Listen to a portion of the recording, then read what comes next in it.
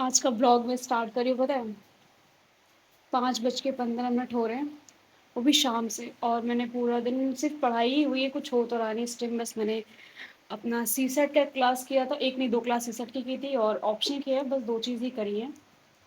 और अभी जो टाइम हो रहा है 5:15 हो रहा है। आज पता नहीं क्या हो गया, सुबह से बारिश हो रही है, लगातार बारिश हो रही है, इतना अच्छा मौसम हो रखा है, पर ठंडी उतनी ज़्यादा बढ़ गई है। आज सुबह से बारिश रुकी ही नहीं है। रूम का ना टेम्परेचर एकदम अचानक से बढ़ गया है, फ़ैन चलाने तक का मन नहीं कर रहा है। अभी मैं सोच रही थी कि मैंने आज पूरा दिन तो ब्लॉग नहीं किया था। तुमको सच बताऊँ तो प्रॉब्लम क्या होती है, डेली-डेली ब्लॉग करना बहुत अजीब हो जाता है। मतलब उठो साथ में फिर ये टेंशन भी रहती है कि पढ़ना तो वही है, फिर रिकॉर्ड भी करना है। तो मैंने सोचा कि ब्रेक लेते हैं, ठीक है? 1-2 दिन का बीच में, उसके साथ में करते रहेंगे। गला थोड़ा-सा अजीब हो रखा है। अभी सब कुछ पूरी पढ़ाई हो चुकी है, बस मुझे जाना है कोचिंग पढ़ाने के लिए। वो तो मुझे 7:30 बजे जाना है, अभी बस टाइम है, सोच रही हूँ थोड़ा-सा काम कर लूँ या फिर कुछ 1-2 क्लास और कर लूँगी अभी। मैं सोच रही हूँ, मेरी मन में तो क्या आ रहा है कि भगवान ऐसे ही बरसते रहो, 8 बजे तक बरसो, उसके बाद बंद हो जाना। ताकि मुझे जाना ना पड़े। सच में बहुत ठंडी लग रही है आज, मतलब अचानक से मौसम ऐसा हुआ है कि मन नहीं कर रहा कहीं भी घर से निकलने का भी। तो तैयार होने का तो बिल्कुल मन नहीं हो रहा है कि जाओ, पहले तैयार हो फिर जाओ। पढ़ाना प्रॉब्लम नहीं है, उतनी दूर जाना सबसे बड़ा प्रॉब्लम है। उसके बाद तैयार होकर के चलना, वो सबसे बड़ी प्रॉब्लम। ऐसे घर पे जैसे मन हो वैसे बैठे रहो। तो अभी करंट अफेयर हो चुका है, सब कुछ हो चुका है। मैं जा रही थी अपना, तो उस टाइम कोई आ गया था, सो मैं वीडियो पूरा नहीं कर पाई थी और ये वीडियो मैं अब पूरा कर रही हूँ। देखो, मैं तुम्हें अपनी चीज़ें बताती हूँ। मैंने जब प्रिपरेशन स्टार्ट की थी, तब मैंने स्टार्ट किया था वही ग्रेजुएशन के सेकेंड ईयर से, समझ लो, ठीक है?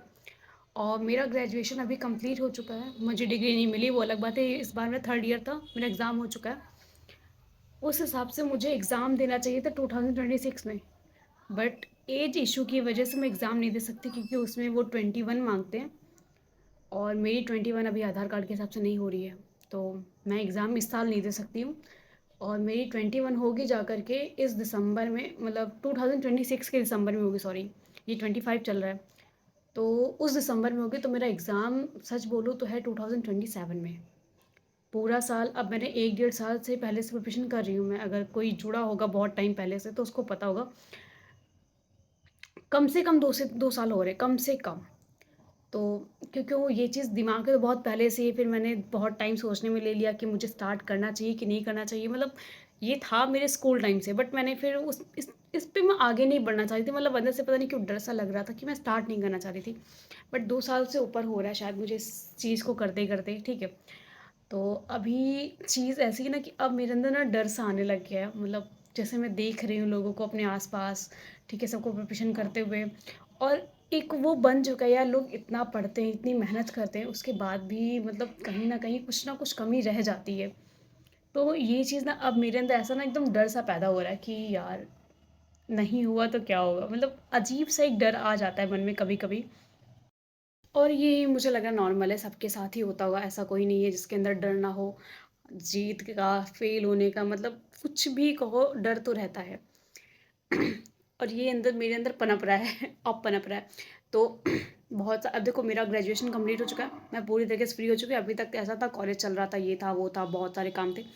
अभी मेरे पास एकदम फ्री हो गए, तो अभी मैंने सोच लिया कि मैं इस बार 26 में ऑफ़लाइन एग्ज़ाम दूँगी। ऑफ़लाइन एग्ज़ाम देने का मतलब कैसा है, रियल वाला एग्ज़ाम ना दे करके, या तो वो जो एग्ज़ाम पेपर आएगा उसको लाइव दे दूँगी, या फिर कहीं बहुत सारे सेंटर हैं यहाँ पर, ठीक है, जो ऑफ़लाइन एग्ज़ाम कंडक्ट करवाते हैं, वहाँ पे जाकर एक बार दे दूँगी।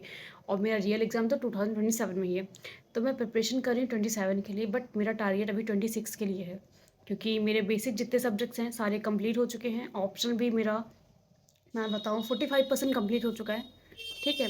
तो वो अभी इस बार कंप्लीट हो जाएगा। मेरी बात के बीच में पता नहीं क्यों हर बार कोई आ ही जाता है, मैं क्या करूँ? तो फिर रोकनी पड़ती है। तो मोटी-मोटी बात इतनी सी है कि मेरे पास टोटल दिन बच रहे हैं, अगर मैं अपनी उधर से स्टार्ट करूँ, मतलब अभी से काउंट करके देखूँ, और 27 के लिए देखूँ जब मेरा मई में प्रीलिम्स होने का, तो अगर उस जर्नी को मैं देखूँ तो मैं देख पा रही हूँ कि मेरे पास जो टोटल डेज़ है ना, वो 544 डेज़ हैं, मतलब 544 के आसपास टोटल दिन मेरे पास बचने वाले हैं। तो मेरे दिमाग में बस ये आ रहा है कि अगर ये 500 दिन, क्योंकि 44 दिन तो वो कहीं कुछ फेस्टिवल हो रहा है, कहीं तबीयत ख़राब हो रही है, कहीं कुछ हो रहा है, ये सब चलता रहता है। तो 44 दिन को हम इधर साइड हटा भी देते हैं किसी भी तरीके से, वो कहीं भी जा रहे हो कोई पता नहीं, फिर भी मोटे मोटे 500 डेज़ हैं हमारे पास, जो मुझे लग रहा है कि इनफ है। अगर 500 दिन कोई इंसान जुट के अच्छी मेहनत कर ले, तो शायद आने वाले टाइम में वो गिल्ट जो अभी मेरे अंदर हो रहा है कि यार पता नहीं कैसा होगा, तो शायद वो ना हो, क्योंकि मैंने देखा है प्रिपरेशन में बहुत सा टाइम कभी कभार वेस्ट होता है। आज पढ़ रही हूँ, कल मन नहीं हो रहा, ये हो रहा है, मतलब बहुत कुछ हो जाता है, तो ऐसी नोटिंग चलती रहती है। और शायद वो इतना सीरियस हम होते ही नहीं है, मतलब स्टार्टिंग टाइम में कि तभी तो बहुत टाइम है, बहुत टाइम है, मेरे साथ ऐसा हो रहा था कि बहुत टाइम है। बट अभी मैं काउंट करी कि सिर्फ 500 दिन बचे। अगर आने वाले टाइम तुम्हें अच्छे निकालने हैं ना, ये सोच के जाना है कि आने वाले टाइम अच्छे रहें, आने वाले दिन ये 500 दिन से ज़्यादा मेहनत ना करनी पड़े, तो ये 500 दिन ऐसी मेहनत कर लो ना कि बाकी के जो 4-5 हज़ार दिन है ना, वो अच्छे से बीत सके।